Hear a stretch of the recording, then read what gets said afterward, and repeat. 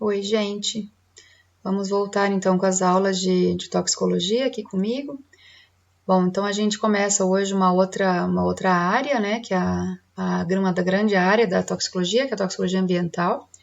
E eu gosto de mostrar essas duas fotos toda vez que eu começo essa aula de ambiental, para a gente ter uma noção de como é que são os ambientes naturalmente preservados, mas não para que vocês tenham em mente que a toxicologia ambiental quer que a gente volte a ter esse tipo de ambiente em todos os pontos do planeta. Na verdade, a gente sabe que isso é impossível por causa da própria modernidade que a gente vive, o nosso conforto. A gente já teve impacto ambiental, né? A gente já teve a modificação dos ambientes. O que a gente quer hoje é que a gente consiga preservar o máximo possível dos ambientes que ainda estão pouco impactados, e aqueles que já foram bastante modificados, que a gente consiga agora recuperar ou tentar pelo menos estabilizar a degradação. Então, hoje em dia a gente fala tanto, né, de proteção ambiental, e isso tem sido tão discutido no Brasil e no mundo inteiro, sendo o Brasil como um dos focos das discussões. Então, a gente começa a ver hoje como é que a gente consegue proteger o ambiente pensando no lançamento de substâncias químicas. Então, como eu disse para vocês, a gente continua com as áreas da toxicologia, né? Então, vocês já estudaram a toxicologia de alimentos, a social, medicamentos. A ocupacional vocês vão estudar depois, né? Acabando a ambiental, vocês vão entrar na ocupacional. E agora, então, a gente vai para a toxicologia ambiental. Bom, e por que vem esse interesse sobre poluição, né? Da onde vem esse grande interesse da humanidade em relação à entrada de substâncias químicas no ambiente? Então, infelizmente, o nosso interesse pela poluição ambiental vem crescendo apenas nas últimas décadas. Embora a poluição tenha iniciado lá na antiguidade mesmo, né? Logo que o homem colocou fogo, a primeira vez que ele pôs fogo em alguma coisa, né, iniciou ali a poluição atmosférica. Então, na verdade, o lançamento de substâncias químicas, naquela época ainda naturais, e depois vindo as sintéticas, mas de qualquer forma, a entrada de substâncias químicas por via antropogênica, quer dizer, vias que foram feitas pela humanidade, é muito antiga e o interesse pelo controle da poluição é muito novo. Então, isso aconteceu nas últimas décadas e, infelizmente, o interesse começou quando os acidentes ambientais mais graves começaram a aparecer. Então, um dos marcos que a gente tem na toxicologia ambiental é na década de 40, quando nos Estados Unidos foi percebido um declínio de algumas espécies de pássaros. E esse declínio de espécie, digo assim, declínio mesmo, que foi a extinção de algumas espécies de pássaros e outras que reduziram muito o número nos Estados Unidos, foi relacionada com a presença de praguicidas no ambiente, principalmente o DDT. O DDT é um organoclorado que hoje em dia está proibido, desde a década de 80 está proibido no Brasil, desde 1985, proibido aqui. Mas, de qualquer forma, o impacto do uso desse praguicida foi tão forte no ambiente, né, que levou à extinção de algumas espécies animais. E essa relação foi estabelecida pela primeira vez por uma pesquisadora chamada Rachel Carson. A Rachel Carson, se vocês olharem depois, tiverem oportunidade de olhar no Google, o livro famoso dela, Primavera Silenciosa, é muito citado na toxicologia clássica e na toxicologia ambiental especialmente, e o livro Primavera Silenciosa é uma mistura de uma parte meio científica, porque a Rachel Carson era uma pesquisadora, mas ela romantizou um pouco a história, né? Ela contou uma história falando que quando ela era criança, ela ouvia os pássaros cantando quando chegava a primavera. E aí ela relaciona com a presença do DDT, né, com o lançamento de grandes quantidades de DDT, nos Estados Unidos, logicamente isso em outros lugares do mundo também, mas ela estava nos Estados Unidos, e aí ela percebeu que, isso já no romance que ela escreveu, que chegava na primavera ela não ouvia mais os pássaros cantando, por isso o livro ficou como Primavera Silenciosa. E aí ela relata muito bem, falando que os pássaros não cantavam mais porque simplesmente eles estavam desaparecendo por causa do problema ambiental causado pelo lançamento de grandes quantidades de organoclorados na atmosfera.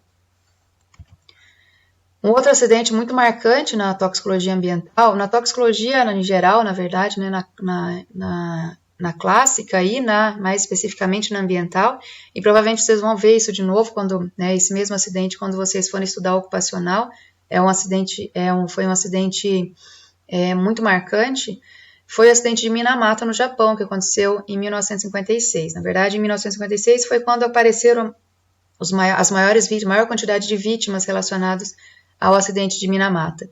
Nessa época, no início da década de 50, uma empresa foi instalada na Baía de Minamata, no Japão, e ela lançava como um dos produtos intermediários de produção, era lançado no efluente uma substância chamada metilmercúrio, que é o metil, ou mercúrio na forma metilada, ou mercúrio na forma orgânica. E depois vocês vão estudar com o professor Fernando que o metilmercúrio, quando ele entra no ambiente, ele passa por uma modificação ambiental e acaba contaminando a carne do peixe.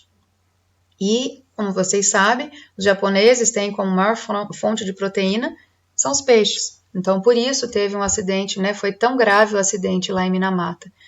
E as pessoas se contaminaram com a forma mais tóxica do mercúrio, que é a forma metilada, né? O metilmercúrio. E as pessoas, tiveram vários casos de aborto espontâneo, várias crianças nasceram com problemas neurológicos graves e malformações, como a gente consegue ver nessa foto. As crianças que sobreviveram depois desenvolveram esses grandes problemas, efeitos teratogênicos graves e efeitos neurológicos bastante relevantes. E isso durou até outras gerações ainda, algumas pessoas continuaram apresentando esses mesmos efeitos. Mas isso, né, os acidentes ambientais, é lógico que os grandes acidentes marcaram muito a humanidade, mas na verdade a gente tem hoje em dia, inclusive aqui na nossa região de Ribeirão Preto, problemas ambientais relacionados com fontes antropogênicas. Como é o caso, né, acho que todo mundo, não esse ano, porque muitos de vocês talvez não estivessem aqui em Ribeirão Preto na época, a parte mais seca do ano, né, que foi julho e agosto, mas em outros anos que vocês estiveram aqui, né, nesse período, todo mundo percebe que aqui, como, né, é uma época de muita seca, e a gente tem, infelizmente, uma grande quantidade de queimadas nessa época do ano, a gente tem uma piora da qualidade do ar. E não foi diferente dessa vez. Ribeirão Preto apresentou um índice de qualidade do ar muito, muito baixo, chegando a se igualar aos níveis de material particulado que são encontrados na Marginal Tietê, em São Paulo. E o que tudo isso tem a ver com a nossa saúde, né? Então, qual que é a grande preocupação da toxicologia ambiental? Por que a gente se preocupa tanto com a entrada dessas substâncias na atmosfera ou na água? O grande problema é que hoje a gente tem noção que muitas doenças são relacionadas com a poluição. Inclusive, muitas mortes poderiam ser evitadas se a gente tivesse uma redução da poluição atmosférica e poluição das águas. Esse artigo dessa revista famosa, Lancet, foi publicado em 2017 e mostrava que a poluição ambiental está relacionada com uma das maiores causas de morte prematura que podem ser evitáveis no mundo inteiro. Então, vejam nesse que eu deixei destacado aqui para vocês, que as mortes relacionadas com a poluição, elas podem chegar em torno de 9 milhões de mortes prematuras, isso em 2015, que quando foi feito o levantamento. Então, dessas mortes, a gente pode relacionar aqui, né, a gente pode estimar que sejam 3 vezes maior, esse número de mortes, 3 vezes maior do que o somatório de mortes causadas por AIDS, tuberculose e malária, e 15 vezes mais do que todas as guerras somadas. Então, vejam que a poluição, em geral, tem um impacto muito grande na nossa saúde. Nesse artigo também tem um destaque muito grande para a poluição atmosférica, que a gente vai ver no próximo vídeo. A poluição atmosférica ou a poluição do ar, de acordo com esse artigo, foi responsável pela morte de 6,5 milhões de pessoas e logo depois veio a poluição de águas, que matou cerca de 1,8 milhões de pessoas.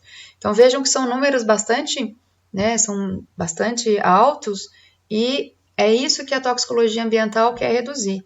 Lembrando que não necessariamente, né, a gente não vai pensar só na morte. Então a gente tem outros efeitos também graves que podem não ser letais, mas que de qualquer forma têm um impacto grande na saúde da população, como indução de bronquite, asma, problemas cardiovasculares, malformações fetais, enfim. Tem vários efeitos e isso que a toxicologia quer evitar, que esses efeitos se manifestem. Antes da gente começar a falar sobre as substâncias em si, né, como é que elas entram no nosso ambiente, vocês já pararam para pensar como é que está o nosso planeta? Como é que a gente está usando os nossos recursos naturais? Se vocês tiverem curiosidade, entrem no site da Global Footprint Network, que é uma organização que faz como se fosse, faz um levantamento, uma estimativa de quanto que a gente tem de recurso natural no planeta. E desde 2000, essa organização eles têm um dia que marca o dia da sobrecarga do planeta. Ou seja, seria uma estimativa, então eles fazem uma estimativa de quanto de recurso natural que a gente tem, quanto que a gente tem de água, de fauna, flora, e ar limpo, né? Todos os recursos naturais, então faz uma estimativa, seria como se a gente tivesse um crédito de recursos naturais por ano, e eles fazem um levantamento, né, de acordo com o uso desses recursos naturais, do uso de lançamento de efluente, desmatamento, lançamento de compostos de efeito estufa, enfim. Então a gente tem o nosso crédito, né, que seria quanto que a gente teria de recurso natural no ano, e quanto que a gente gastou desse crédito, né, quanto que a gente usou dos recursos naturais, para ver quando no ano a gente ultrapassou o que a gente teria disponível para aquele ano. É lógico que isso é uma estimativa, não tem como contabilizar exatamente quanto que usou e quanto que tem por ano. É lógico que isso a gente não consegue fechar por ano, mas é para a gente ter uma noção de quanto que a gente está usando em relação ao que a gente tem disponível na natureza. E isso é chamado de dia da sobrecarga. Então, para vocês terem uma ideia, o dia da sobrecarga em 2015 foi dia 13 de agosto. Ou seja, em 2015, no dia 13 de agosto, de acordo com a estimativa da Global Footprint Network, que quer dizer que no dia 13 de agosto a gente acabou com os recursos naturais que a gente teria disponível para usar no ano inteiro. Ou seja, pouco mais de meio ano a gente já tinha gastado tudo que a gente tinha direito, digamos assim, para aquele ano. Em 2016, esse dia caiu para 8 de agosto. Em 2017, para o dia 2 de agosto, 2018 para o dia 1º de agosto, 2019 já foi para julho. Ou seja, no ano passado, a gente chegou no meio do ano já tendo usado todo o recurso natural que a gente teria disponível para aquele ano inteiro. Ou seja, a gente está usando 50% a mais do que a gente tem disponível, certo? E aí, em 2020, a gente veio a pandemia, teve uma redução drástica do lançamento de poluentes na atmosfera, nas águas, exatamente pela redução da produção, né, da produção industrial. As pessoas ficaram mais em casa, então usaram menos o carro, menos transporte público, enfim. A pandemia teve um lado bom, que foi a redução, pelo menos momentânea, da poluição. Então, no dia 20, aliás, no 2020, a gente teve o dia da sobrecarga voltando a níveis anteriores a 2015. Então, seria dia 22 de agosto. Ou seja, a gente teve um certo atraso no gasto, né? A gente gastou mais lentamente os recursos naturais.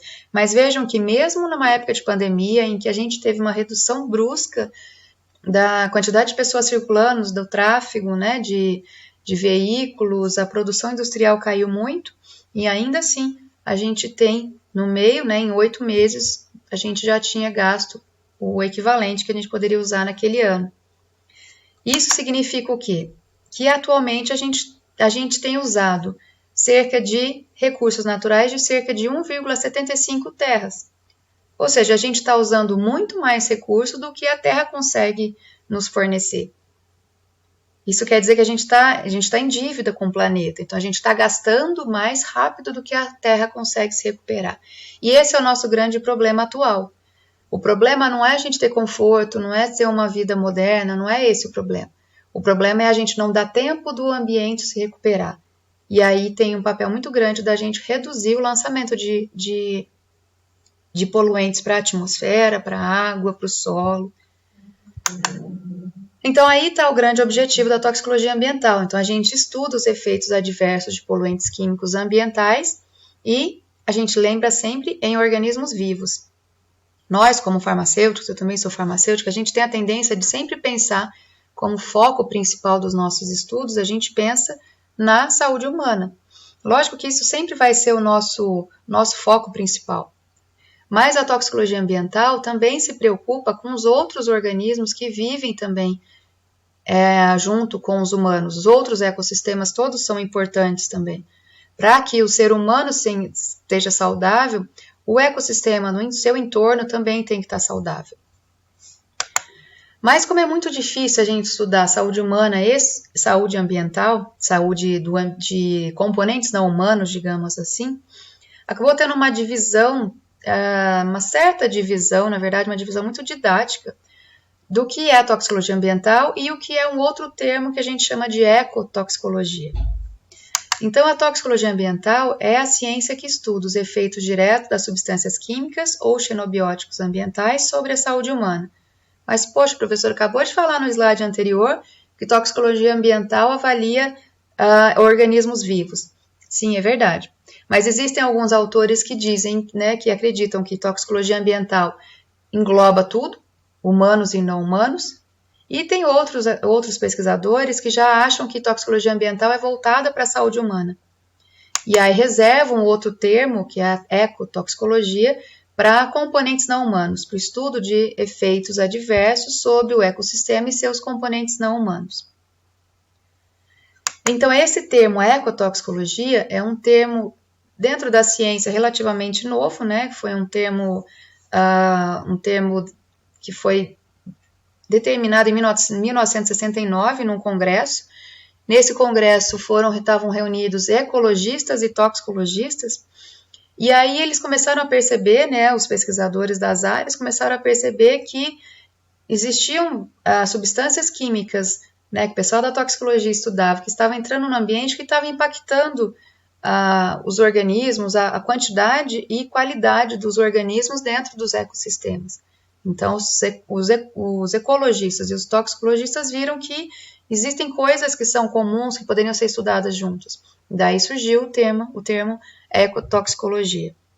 Então, se vocês me perguntarem o que eu acho, o que eu pessoalmente acho, eu acho que toxicologia ambiental é um termo amplo, que estuda tanto a saúde humana quanto a saúde do ambiente, ou seja, tanto a saúde humana quanto a saúde ecotoxicológica.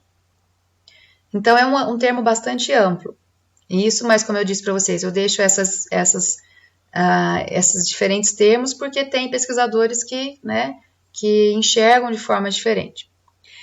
Independente de como for, a toxicologia ambiental é uma área bastante multidisciplinar.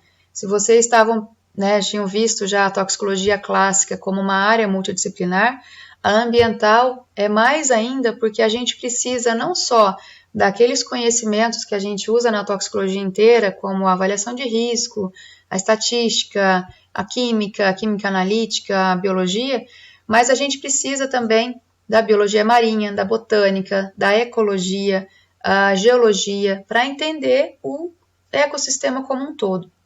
E o que é muito interessante nessa área, né, da toxicologia ambiental é que assim, para que o ambiente funcione, para que a gente consiga um ambiente mais saudável, a gente precisa que tenha vários profissionais trabalhando juntos. Então, vocês acham que o farmacêutico dá conta de saber sobre a geologia, a ecologia? Não, a gente não tem formação para isso. Então, nós farmacêuticos, se temos a formação em toxicologia, a gente precisa do pessoal da geologia, da ecologia, da biologia, para entender o impacto daquela substância química no ambiente como um todo. E aí a gente entender o que vai acontecer com a saúde ambiental, com a saúde humana, aliás. Então, é uma área multidisciplinar, mas é multiprofissional, isso é muito interessante. Então, os profissionais têm que trabalhar junto, têm que congregar para que a gente consiga uma resposta realmente forte para a gente, de verdade, a gente proteger o ambiente. Senão a gente não consegue proteger separadamente, a gente precisa congregar tudo para que o ambiente fique saudável. E essa é uma das partes mais interessantes da toxicologia ambiental. Então, como a gente tem que entender o ambiente como um todo, a gente, antes de juntar tudo, de congregar tudo, a gente tem uma certa divisão. Então, a gente tem o que a gente chama de compartimentos ambientais, que é o solo, o ar, a biota, a água e o sedimento. Então, são caixinhas do ambiente, se a gente pudesse fazer isso, né? Cada caixinha do ambiente, para profissionais diferentes estudarem. Então, para estudar o solo, a gente tem a parte da química analítica e tal, mas precisa da geologia para entender a composição natural do solo, o que está entrando a mais no solo. Na água, a gente precisa do pessoal da biologia marinha, da biologia para entender quais os organismos que vivem por ali. Enfim, então, dentro de cada compartimento, existem, né, profissionais que trabalham, né, que têm conhecimento, têm expertise em cada uma dessas áreas, mas no final das contas, para que tudo funcione, a gente tem que relacionar tudo. Por que isso? Porque existe uma via de transferência entre os compartimentos. Os compartimentos ambientais, eles não são caixinhas separadas, como a gente, né, didaticamente separa. A gente estuda ar, água, sedimento, solo e biota separadamente por ser mais didático. Mas, na verdade, na hora que está, né, a gente pensando no ambiente, no macroambiente, eles estão todos juntos. Então, alguma substância que entra na água, ela vai atingir o sedimento. E do sedimento, ela pode atingir a biota. Atingindo a biota, ela pode, de repente, contaminar o ar a quilômetros de distância. Então, isso tudo, né, essas vias de transferência entre os meios, que a gente chama de transporte no ambiente, é o que a gente vai ver daqui para frente. Então, o que a gente tem que uma substância, quando entra no ambiente, a gente tem um sinergismo entre os ambientes, né? Tem uma relação muito íntima entre os compartimentos que faz com que as substâncias sejam transportadas e distribuídas no ambiente, né? De acordo com as suas propriedades físico-químicas. Então, vejam, de repente, uma substância que entrou, que caiu, foi lançada aqui numa extração de petróleo, atingir o solo, do solo ela pode passar para a água subterrânea, ou pode lixiviar e com a chuva cair, ser lixiviado para o mar ou para um corpo d'água qualquer próximo. Caindo na água, ela pode contaminar os peixes que estão ali, ou pode essa substância chegar até o sedimento, dependendo da característica físico-química dela, e atingir a biota que vive no sedimento. Esses peixes que foram contaminados aqui, eles podem viajar grandes distâncias e ser comido por uma gaivota lá em outro, né, em outro país. Ou essa substância que caiu na água, ela pode volatilizar, ou aquela mesmo que está no solo também pode volatilizar e atingir a atmosfera e atingir os pássaros que estão por ali. Então, todos eles estão interligados, todos os compartimentos estão interligados. Então, isso quer dizer que o impacto que a gente causa em um determinado compartimento, ele pode atingir os outros compartimentos, né? A gente tem uma globalização realmente da contaminação.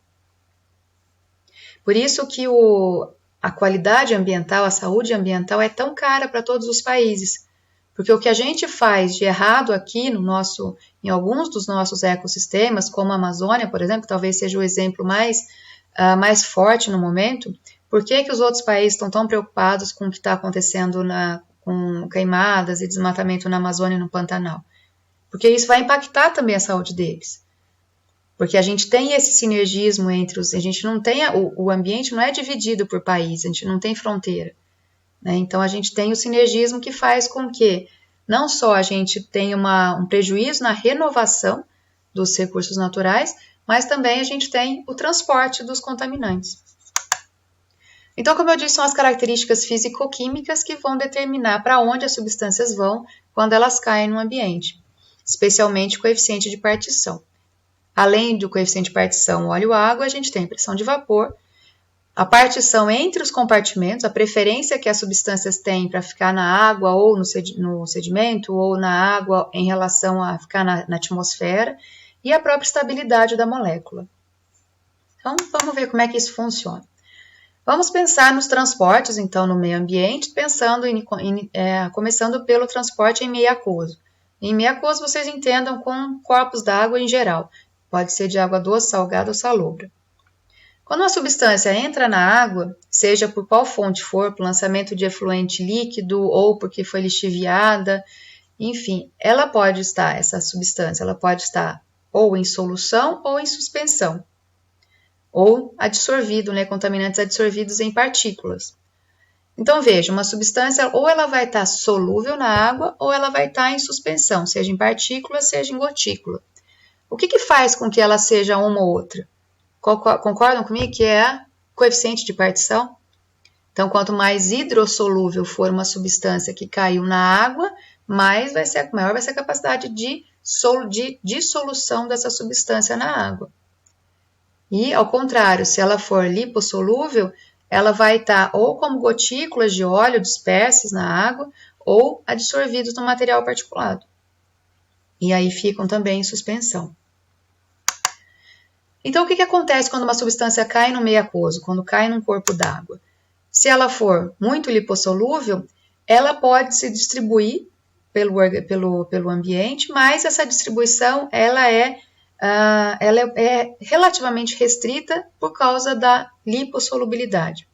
Porque se cai uma substância muito lipossolúvel na água, se ela for muito densa, ela vai passar para o fundo, então ela vai para o sedimento.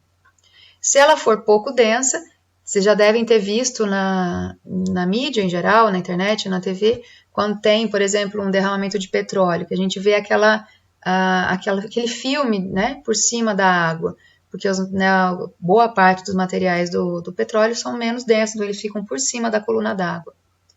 Por outro lado, eles têm uma distribuição mais ou menos restrita, porque eles não dissolvem na água, né? Então eles ficam mais ou menos restritos ali, né? Então se vê quando cai uma substância oleosa na água, não sei se vocês já viram isso, mas dá para colocar aquelas barreiras de contenção, algumas como se fossem umas boias assim que se coloca em volta daquele filme de poluição, e alguns materiais adsorventes que puxam, né, da água, né, como se fosse uma esponja mesmo. Então a gente consegue restringir a distribuição. Por outro lado, muitas vezes os compostos lipossolúveis são mais persistentes no ambiente, sem maior dificuldade de sofrer processos de degradação. Então vejam lá, se a substância for hidrossolúvel, o que vai acontecer com ela? A hora que ela cair na água, ela segue o fluxo da água. Por quê? Ela se dissolve na água. E aí ela se dissolve na água e segue o fluxo. Então, se por um lado a gente tem as lipossolúveis, que a gente consegue uma distribuição mais restrita, quando a gente pensa numa substância hidrossolúvel, a gente não tem isso, porque ela dissolve e vai embora. Então, segue o fluxo da água, segue o rio, e às vezes pode atingir regiões até bem distantes do local de lançamento. Quando a gente tem o lançamento de partículas, ou se a gente tem a suspensão, né, quando a gente tem substâncias em suspensão, a gente tem, como eu disse, né, uma distribuição mais restrita, dependendo da densidade, elas vão para o sedimento seria aquele lá no fundo da água, né, aquele fundinho de qualquer corpo d'água, ou elas ficam por cima da água, né, em cima da coluna d'água. Mas e se tiver uma pressão de vapor alta? O que acontece com essa substância? Caiu na água. Imagine, tombou um caminhão de alguma coisa, caiu uma quantidade enorme de solvente na água. O que vai acontecer? Eu ainda vou ter que pensar, é lipo ou é hidrossolúvel? Se for lipossolúvel, vai ter uma distribuição mais restrita, talvez seja mais fácil de combater aquele, né, de remediar. Se ela for hidrossolúvel, ela vai seguir o curso d'água. Mas se ela for uma ou outra e tiver uma pressão de vapor alta, ainda a gente vai ter, desculpa, passei sem querer, a gente ainda vai ter a volatilidade dessa substância. Então, ela vai sair da coluna d'água e atingir a atmosfera. E ainda a gente tem uma outra característica importante, é a estabilidade da molécula. Pensa numa substância que pode sofrer hidrólise caindo no ambiente aquático. Então, a chance da hidrólise acontecer é enorme, porque a gente tem as condições de hidrólise. Então, aquela substância que a gente caiu original na água, a gente pode gerar outras. Para vocês terem uma ideia em relação à estabilidade de molécula, existe uma estimativa que diz que para cada uma substância que entra no ambiente, não só em ambiente aquático, ambiente em geral, são formadas 4 substâncias desconhecidas. Ou seja, podem acontecer diversos tipos de reação. No caso do ambiente aquático, a gente tem a chance de hidrólise muito grande e a gente pode formar outras substâncias que a gente não está esperando, né? Até porque no ambiente aquático tem outras substâncias, então elas podem reagir entre elas ainda. Já no sedimento, né, quando a gente tem uma substância que caiu na água, se ela tiver, como eu disse, se elas forem mais densas, elas vão para o sedimento. Lá no sedimento, elas tendem a ficar dissolvidas as partículas do sedimento. Então, o sedimento é formado por matéria orgânica quase sempre. Tem uns que são mais ricos, outros menos ricos. Por exemplo, o sedimento de um manguezal, por exemplo, é muito rico em matéria orgânica. Então, o sedimento tem restos de animais, né, animais que morrem e, né, vão afundando, tem folha, tem resto excretas de animais, enfim. Então, normalmente, os sedimentos dos corpos d'água são riquíssimos em matéria orgânica. Isso faz com que as substâncias orgânicas, principalmente aquelas que são lipossolúveis, elas fiquem ligadas às partículas do sedimento. E com isso tem mobilidade reduzida e disponibilidade reduzida. Lembra do nosso tecido adiposo? Quando a gente entra em contato com substâncias lipossolúveis, aqueles lipossolúveis vão, né, eles acabam indo para o nosso tecido adiposo. E lá no tecido adiposo fica armazenado e quietinho, fica inerte lá. O sedimento tem mais ou menos essa função. Então, aquelas partículas que estão aderidas, aquelas substâncias que estão aderidas às partículas do sedimento, elas têm mobilidade reduzida, ou seja, pensem bem, o sedimento é formado por uma parte sólida e uma parte líquida, certo? Essa parte líquida a gente chama de água intersticial.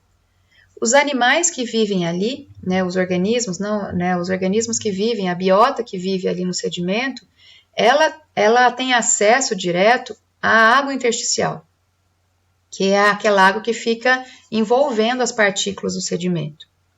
Aquelas que estão aderidas, mesmo ligadas quimicamente às partículas do sedimento, esses organismos não têm acesso. Então, eles não têm disponibilidade, não está disponível para eles imediatamente. A não ser aqueles animais, como alguns peixes, que comem o próprio sedimento, aí é diferente. Mas, a maioria das vezes, ele tem disponibilidade reduzida. Então, quanto menos substância tiver na água intersticial, quem vai estar na água intersticial? Quem for hidrossolúvel, quem for lipossolúvel está ligado no sedimento. Então, como é que vai estar ligado, né? O que faz com que essas substâncias estejam ligadas ou não no sedimento? A natureza da substância, obviamente, quanto mais lipossolúvel ela for, maior vai ser a tendência dela de se ligar no sedimento. Ou seja, as substâncias lipossolúveis têm uma afinidade maior pelo sedimento em relação à água, à coluna d'água. A força de ligação, que obviamente depende das próprias características do sedimento e da própria substância, a temperatura do meio. Então, quanto mais quente está a água, mais fácil vai ser a ruptura das ligações. Lembra que as moléculas ficam mais agitadas, né, quanto maior for a temperatura. Então, quanto mais alta for a temperatura, maior é a chance de romper as ligações e essas substâncias que estavam quietinhas ligadas à partícula do sedimento saírem dali e atingirem a água intersticial. Se atingir a água intersticial, elas podem chegar à coluna d'água e recontaminar a coluna d'água. Então, isso é uma característica importante do sedimento. As substâncias que estão lá ligadas no sedimento, elas ficam quietinhas lá. O que acontece quando a gente mexe no sedimento ou rompe essa ligação? Aquela substância que estava lá não disponível, ela volta para a coluna d'água. Então, aquela que estava lá no fundinho, quietinha, às vezes por anos e anos lá, quieta no sedimento, elas retornam à coluna d'água. Por isso que tratar o sedimento é muito difícil, porque toda vez que a gente mexe no sedimento, a gente acaba voltando com substâncias tóxicas para a coluna d'água. Mesma coisa do pH. Então, quando a gente mexe no pH da água, da coluna d'água, consequentemente do sedimento, a gente pode romper as ligações e devolver as substâncias para a coluna d'água e recontaminar a coluna d'água. Por isso que a gente fala muito de aquecimento global e a gente pensa muito no calor que a gente passa, né? Ah, tá muito quente nesse ano, tá muito mais quente, o ar tá mais quente, enfim, mas não é só isso. O fato de se aquecer a atmosfera mais aquecida, a água está mais aquecida. Quanto mais aquecida está a água, maior vai ser a força, né? Vai ser a tendência de romper essas ligações e recontaminação da coluna d'água. Então, isso que eu falo, né? A gente tem os compartimentos são muito, né? Eles são intimamente ligados. O que acontece com um acontece com o outro. E outra coisa importante que interfere na força de ligação do sedimento com as partículas é a presença de oxigênio. Bom, o que acontece com esse, né, e esse oxigênio, qual que é a função dele, né, de onde que ele vem? Então pensem, no fundo dos oceanos, o sedimento lá no fundo do oceano praticamente não tem oxigênio. Então a gente tem condições anaeróbicas. Isso significa que a gente tem pouca tendência de reações de oxidação acontecerem, porque a gente não tem oxigênio. Então, lá no fundo do sedimento, lá no fundo do oceano, a tendência é de reações de redução.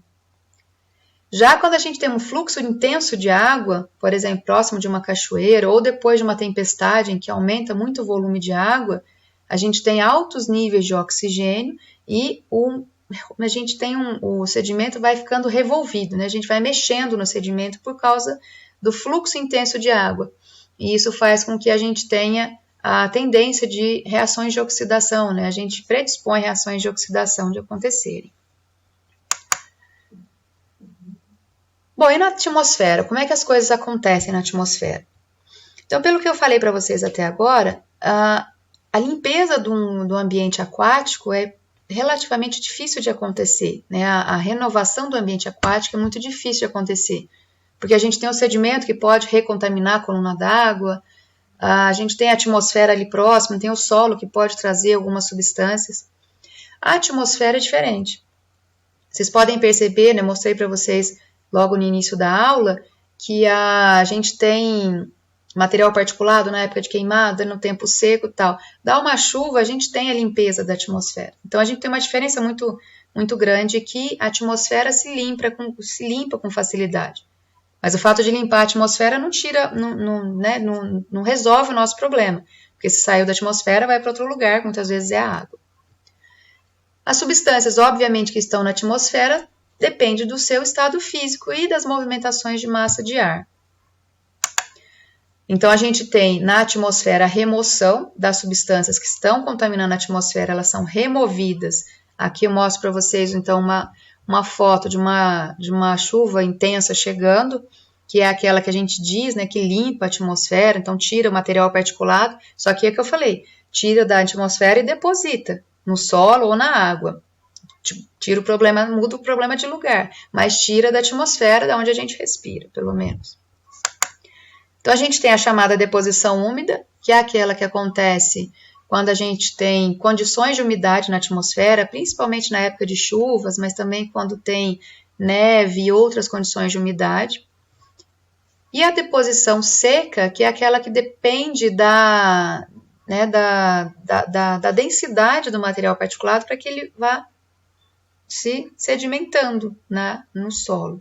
É muito mais lenta, né, e depende muito do peso, né, daquele material particulado, do diâmetro da partícula. Então, a remoção mais eficaz é a remoção úmida. Então, como eu disse, depende do tamanho da partícula, né, a deposição seca depende muito do tamanho da partícula. Partículas maiores depositam mais rapidamente do que as partículas menores, que ficam mais tempo em suspensão. Já no solo, quando a gente pensa no solo, o solo é um compartimento complicado por causa da sua composição muito variada em alguns lugares.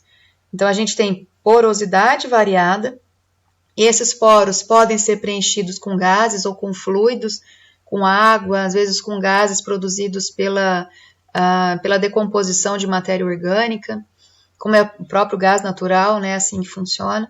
Então, a gente tem locais em que a gente tem muita rocha, tem locais em que o solo é rico em matéria orgânica, tem solo que tem muita argila, enfim, o solo varia muito. Isso varia muito de uma cidade para outra, imagine num país, né, de um país para o outro. E aí o que eu disse que a gente precisa muito do pessoal da geologia para a gente entender como é que faz quando se tem uma contaminação de solo, porque as substâncias vão passando pelo solo, elas vão infiltrando pelo solo. E essa difusão vai ser mais lenta ou mais rápida, de acordo com as características físico-químicas da substância e das características do solo. Então, a velocidade de difusão depende do pH do solo, que vai fazer com que tenha forças de ligação mais intensas ou menos intensas. O gradiente de concentração do contaminante, obviamente, quanto mais substância entrar no solo, mais vai forçar a difusão para baixo.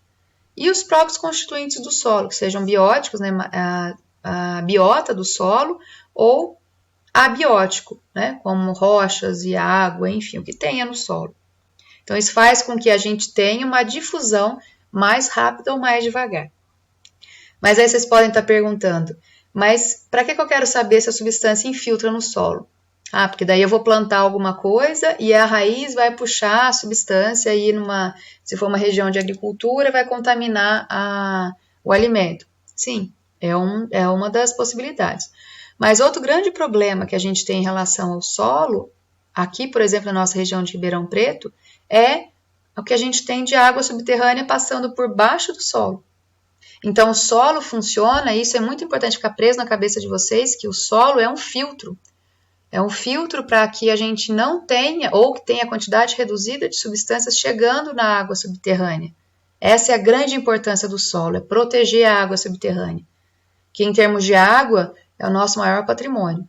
A gente tem muito mais, aqui no Brasil, a gente tem muita água subterrânea, e a água subterrânea ainda é preservada. A gente tem, logicamente, mais água superficial, mas a água superficial grande parte já está impactada, e a água subterrânea ainda está protegida. Quem protege a água subterrânea? O solo. Então, o solo tem um papel ecológico muito importante, ecotoxicológico, na verdade, muito importante, que é essa barreira, esse filtro para proteger a água subterrânea. Só que aí as substâncias vão passar mais rápido ou mais devagar no solo, dependendo dessas características que eu coloquei para vocês. Lembrando que se uma substância cair no solo, tiver uma alta pressão de vapor, a tendência é volatilizar e contaminar a atmosfera. Se volatilizou, contaminou a atmosfera, vem uma chuva, pode levar para dentro do rio. Então, lembrando que a gente tem essa relação entre os compartimentos que fazem com que a gente não consiga separar a poluição. Certo? E quando a gente tem a entrada de substâncias hidrossolúveis no solo, os hidrossolúveis têm mais dificuldade de se ligar, né? Quanto mais hidrossolúvel, menor é a tendência de se ligar aos constituintes do solo, né? Do material lipossolúvel do solo. A tendência maior é de lixiviar. Então, cai um hidrossolúvel, ele fica ali, lógico que ele vai tentando entrar, percolar pelo solo, mas quando vem uma chuva, lixivia aquilo e cai no próximo, né? No corpo d'água mais próximo dali. Outra característica extremamente importante dos ambientes, né, como eu falei para vocês, é a degradação. Então, a substância entra no ambiente e vai acontecer com o quê? O que com ela? A gente pode ter uma degradação abiótica. Lembrando que degradar a substância não quer dizer necessariamente que vai formar uma substância mais tóxica e não necessariamente uma menos tóxica. Vai formar uma substância. Agora, qual substância que é? Logicamente depende da natureza da substância que caiu no ambiente e das outras substâncias que estão ali e das características do corpo receptor, seja um corpo hídrico ou não. Então, aquelas degradações abióticas, a gente tem transformações químicas e fotoquímicas. Porque além da gente ter condições de oxidação, de redução e de hidrólise, a gente ainda tem condições de fotólise no ambiente, por causa da incidência de raios ultravioleta.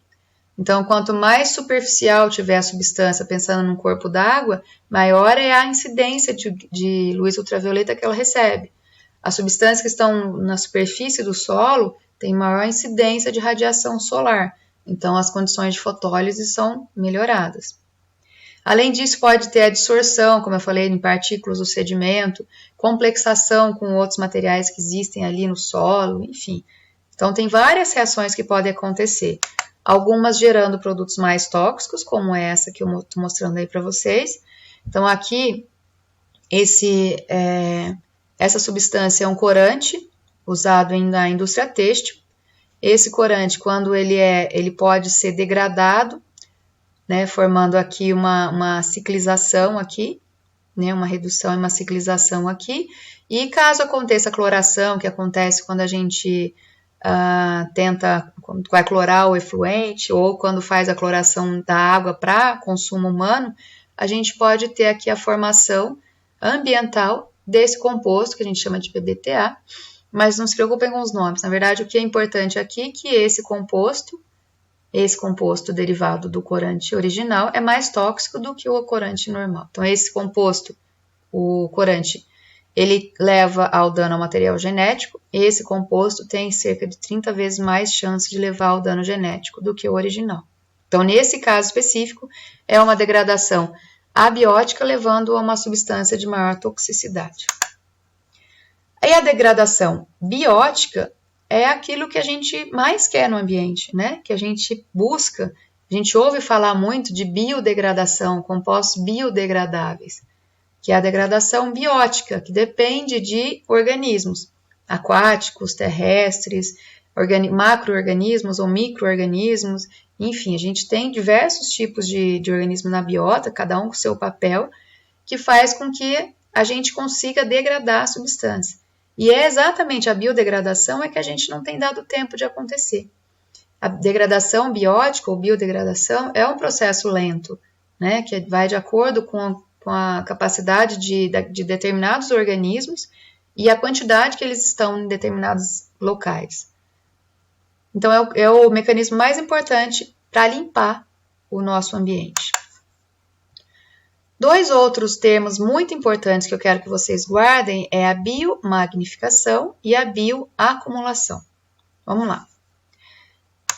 O que é a bioacumulação? Bioacumulação é quando um organismo entra em contato com uma substância química. Um organismo, uma substância química. Esse organismo, ele segura a substância dentro dele. Então, ele entra em contato porque, sei lá, é uma minhoca que está andando no solo e ingeriu uma substância, um solo contendo uma substância.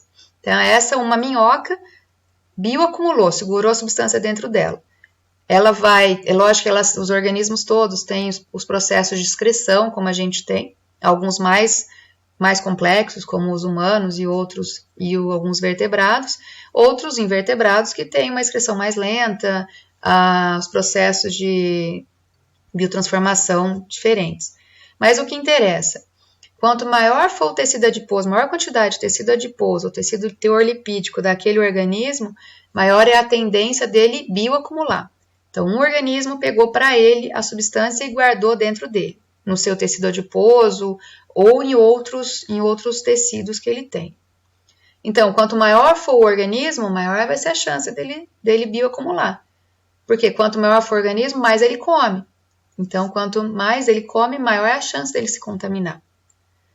Tamanho da molécula, logicamente, né, as características físico-químicas da molécula vão fazer com que ele tenha maior afinidade pelos tecidos do organismo que está bioacumulando. Logicamente, a disponibilidade dessa substância, quanto mais contaminado tiver o ambiente, maior a chance dos animais, dos organismos se contaminarem. Os fatores ambientais que favorecem a degradação ou não daquela substância, teor lipídico, como eu já disse para vocês, e o próprio metabolismo do organismo, que é a capacidade que ele tem de se livrar daquela substância. Então, quanto mais lento for o metabolismo dele, mais fácil vai ser a bioacumulação. Então, ele pegou para ele e guardou. Quando a gente pensa que esse um organismo foi, né, aquela minhoca que estava lá no solo e se contaminou, se ela for comida, por exemplo, por por um pássaro, esse pássaro, né, que ingeriu essa minhoca, ele vai ter essa substância, ele vai ter aquela substância que estava na minhoca, vai passar para ele. Ou seja, aquela substância que estava ali na minhoca passou de um nível trófico na cadeia alimentar. Então, quando a gente sai de um nível trófico, a substância sai de um nível trófico e vai para outro nível, a gente chama de biomagnificação. Aquele organismo que estava em cima da cadeia trófica, ele pode bioacumular de novo. E aí vem o seu predador, come ele e ele biomagnifica de novo. E aí a gente vai subindo na cadeia alimentar. Então, bioacumulação, um organismo pegou para ele e ele acumulou. A biomagnificação é quando essa substância muda de nível trófico, certo? Vamos guardando esses termos que no nosso encontro, né, a gente vai voltar com os nossos encontros nos finais da semana, né, quinta e sexta-feira, a gente discute um pouco mais esses termos, tá? Aqui um exemplo que eu gosto de mostrar para vocês é a importância da biomagnificação na concentração dos poluentes no ambiente, nesse caso, um ambiente aquático. Então, vejam aqui. PCB é uma bifenila policlorada, que são substâncias que já tão proibidas faz algum tempo já, mas de qualquer forma são substâncias altamente persistentes no ambiente. Então, aqui é uma estimativa de o que as bifenilas policloradas poderiam, né, como é que elas podem se acumular, substâncias altamente lipossolúveis. Essas substâncias eram lançadas, por exemplo, na água do mar, e nessa concentração, 0,000002 miligramas por quilo. Essa substância vai, né, por ser muito lipossolúvel, vai para o sedimento, e aí no sedimento ela já está mais concentrada. Vem um fitoplâncton e acaba entrando em contato, se contamina, bioacumula. Vem um zooplâncton e come esse fitoplâncton, então ele já acumula, pensando que, né, um organismo, então um organismo zooplânctônico, ele não vai comer uma plantinha só, ele vai comer várias na vida dele. Então, por isso a gente vai tendo a concentração desse composto no organismo. Aí aqui vem um invertebrado, ingere esse organismo do zooplâncton, um peixe ingere o invertebrado e assim vai subindo na cadeia. Então vejam que eu tenho aqui a entrada da substância no ambiente, vai para o sedimento. Do sedimento a gente tem aqui um processo de bioacumulação no fitoplâncton, aqui uma biomagnificação, bioacumulação de novo, biomagnificação, bioacumulação, biomagnificação, e assim vai. Vejam que, na hora que chega num organismo de topo de cadeia, né, um mamífero, essa concentração, que inicialmente era 0,00002 miligramas por quilo, agora já virou 160 miligramas por quilo. Então, vejam que até chegar no organismo topo da cadeia, a gente teve várias biomagnificações, vários processos, e várias bioacumulações acontecendo, fazendo com que aquela substância vai se concentrando ao longo da cadeia. Então, aí a gente vê o grande problema quando cai uma substância persistente no ambiente. Bom, então, resumindo tudo isso que a gente viu, então a gente tem aqui, né, os nossos compartimentos, ar, água, sedimento, biota e solo. Coloquei para vocês aqui um resumo das reações mais comuns de acontecer de degradação em cada um dos compartimentos, lembrando que todos eles são interligados, então a gente tem uma relação muito íntima, né, entre todos os compartimentos, certo? Muito rapidamente, a legislação ambiental brasileira, essas aqui são as principais legislações ambientais. Na verdade, a gente tem um sistema regulatório bastante complexo no Brasil, por causa da nossa, né, com a publicação, né, com a promulgação da nossa Constituição em 88, a partir daí, que é a Constituição de 88, a Constituição brasileira, é conhecida no mundo inteiro como a Constituição Verde, que é uma das constituições no mundo que mais tem o cuidado ambiental definido em lei. Então, a partir da promulgação, a gente teve várias leis que foram... Então, se vocês olharem o nosso código ambiental, é muito amplo. Mas as leis principais que regem o monitoramento ambiental são essas. Então, para que vocês precisam saber disso? Para a gente tem que ter uma noção de quais são as leis mais importantes. Vocês foram trabalhar numa indústria, né, que vai lançar efluente, então vocês têm que atender a essas legislações. Eu não vou entrar em detalhes, isso a gente vai conversar sobre a legislação, principalmente a legislação de água, a gente conversa no nosso encontro. Mas a legislação de água que a gente tem hoje são todas resoluções, né, do Conselho Nacional do Meio Ambiente, que é um órgão ligado ao Ministério do Meio Ambiente. Então, cada número desse daqui é uma resolução do Conselho Nacional do Meio Ambiente. Então, a água superficial é regida pela Resolução 357 de 2015 do CONAMA, que teve uma modificação em 2018 com a publicação do CONAMA 430, né, que é a Resolução 430, que trata sobre lançamento de efluente. Eu vou falar um pouco para vocês no nosso encontro sobre a legislação de água, que é bastante interessante. A quantidade de substâncias que podem estar, né, que podem atingir água subterrânea, está lá na Resolução CONAMA 396, que é de 2008. A resolução do ar, que é a quantidade máxima de substâncias que podem estar no ar, a gente vai ver no próximo vídeo, é regida pelo CONAMA 491 de 2018, entre as legislações é a mais nova. Do solo, é a 460, que na verdade trata de valores orientadores e valores de intervenção. A gente não tem valores máximos permitidos de determinadas substâncias para o solo no Brasil, simplesmente porque a gente não consegue ter um solo controle, um solo referência, porque como a gente tem solos muito diferentes e alguns contendo elementos, né, principalmente metais, naturalmente presentes, então é muito difícil a gente saber, a gente diferenciar, né, qual que é a máxima permitido de arsênio no Brasil inteiro, porque tem solos que são naturalmente cheios de arsênio. Então aí não teria como fazer uma resolução específica né, ampla, né, que atingisse, que conseguisse cobrir o Brasil inteiro. Então a gente tem esses valores orientadores e valores de intervenção que estão previstos no CONAMA 460 de 2013. E eu deixei aqui por último para falar a água para consumo humano. Quem cuida do consumo humano não é o Ministério do Meio Ambiente, é o Ministério da Saúde. Então é uma portaria do Ministério da Saúde, que é a 2914 de 2011, que foi consolidada por essa portaria de consolidação de 2017.